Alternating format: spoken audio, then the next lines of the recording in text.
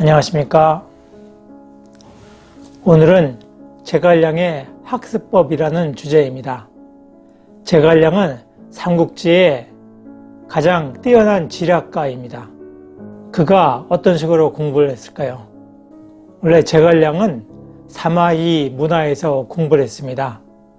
그의 동료로서는 서서와 석도, 맹건 등이 있었습니다.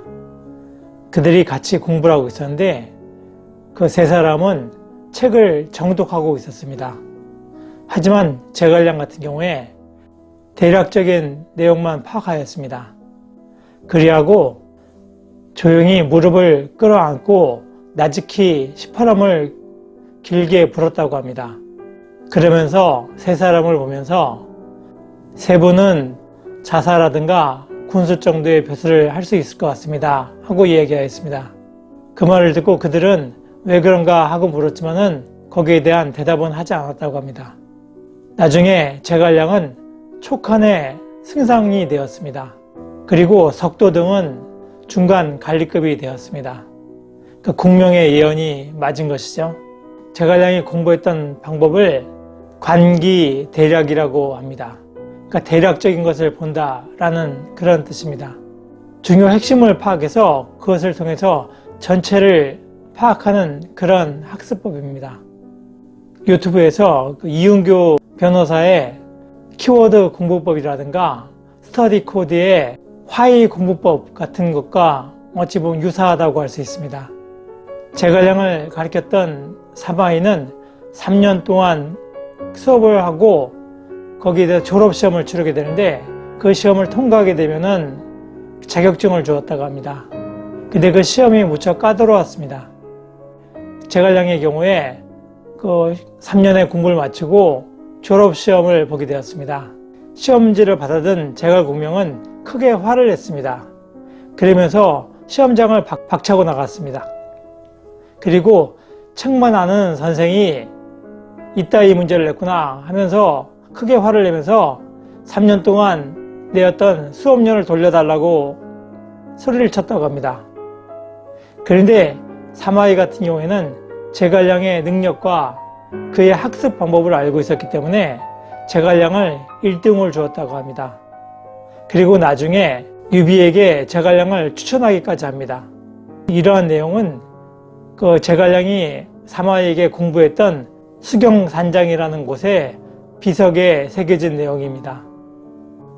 또 하나의 제갈량의 학생 시절에 대한 일화가 있는데 그것은 어느 날 제갈량이 사마이의 문화에 들어간 지 얼마 안 됐을 때 사마이가 학생들을 모아놓고 학생들에게 얘기했습니다.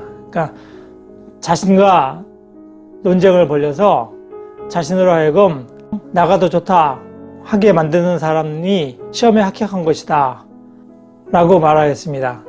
그 말을 듣고 제갈량은 갑자기 화를 내면서 이런 시험이 어디 있느냐, 수업료가 아까우니 수업료를 돌려주시오 하고 깽판을 쳤다고 합니다. 사마이가 화가 나서 당장 나가라고 저놈을 끌어내라고 얘기하였습니다. 그러니까 옆에 있었던 서서와 방통이 제갈량을 양쪽에서 잡고 문 밖으로 나갔습니다.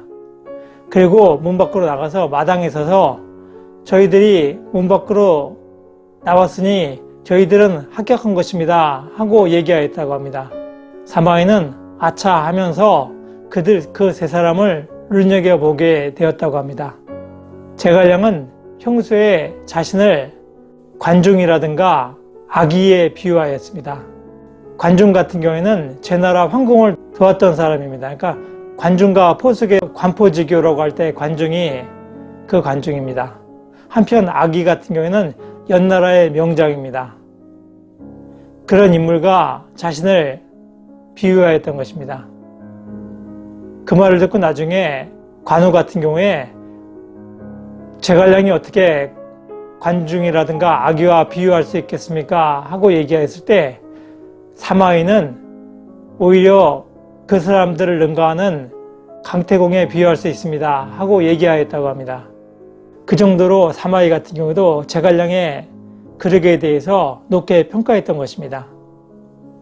사소한 것, 부수적인 것에 매몰되면 큰 것을 보지 못합니다.